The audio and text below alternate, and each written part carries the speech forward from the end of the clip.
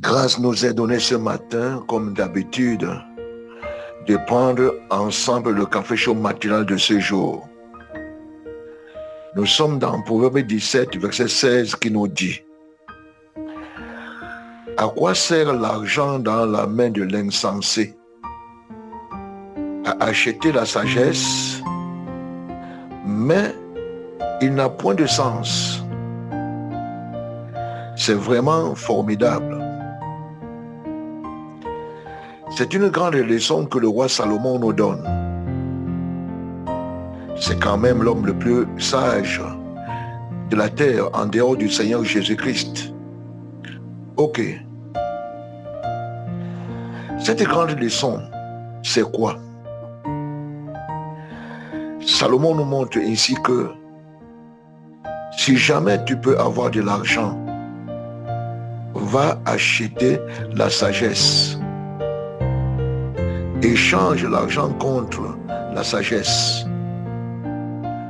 Pour Salomon, c'est l'insensé qui pense qu'il peut faire quelque chose avec l'argent.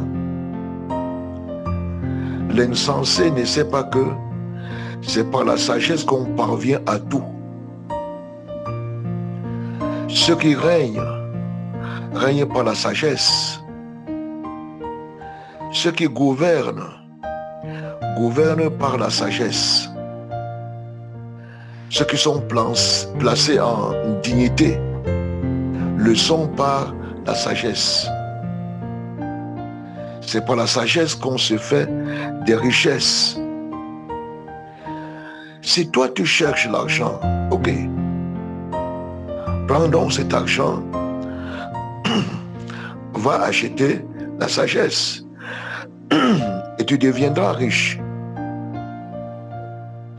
Selon la pédagogie de Salomon, l'argent ne rend personne riche. C'est plutôt la sagesse qui enrichit les hommes et les nations. L'argent sans la sagesse rend orgueilleux, impoli. Et tu peux même mépriser les gloires parce que tu as l'argent. Ce que tu ne sais pas aussi, c'est que l'argent s'est fait des ailes et s'envole au loin, en laissant toujours celui qui le possédait pauvre. Les témoignages sont légion. Salomon nous dit que nous ne devons chercher l'argent que pour acheter la sagesse.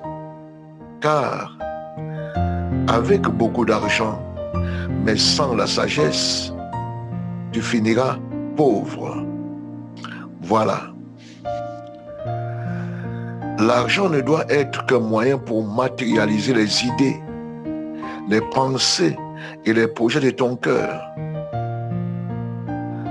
L'argent est un accompagnateur pour réaliser ce que par la sagesse tu conçois dans ton cœur.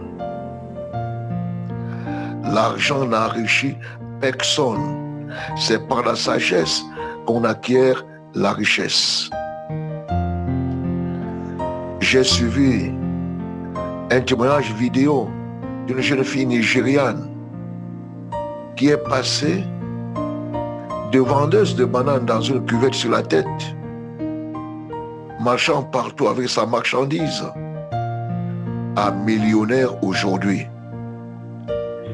C'est la sagesse qui l'a enrichi.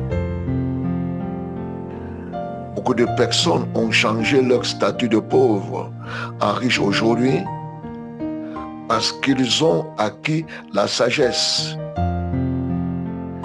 Ne cherche pas l'argent. Cherche la sagesse et tu seras riche. Tu pourras dominer. Le travail est bon. Travailler dur et sans relâche, c'est bon. Mais sans la sagesse, ton travail peut être comme une malédiction. Tu vieillis dans le travail. Tu meurs pauvre, toujours dans le travail. Cher ami, c'est la sagesse qui enrichit. Le travail sans la sagesse est une malédiction. L'argent sans la sagesse est une malédiction. Achète la sagesse, tu seras riche. Les gens vont même travailler pour toi et tu acquériras la loi du moindre effort qui enrichit les sages. Que Dieu te bénisse richement. Shalom, apôtre Joseph Tomba.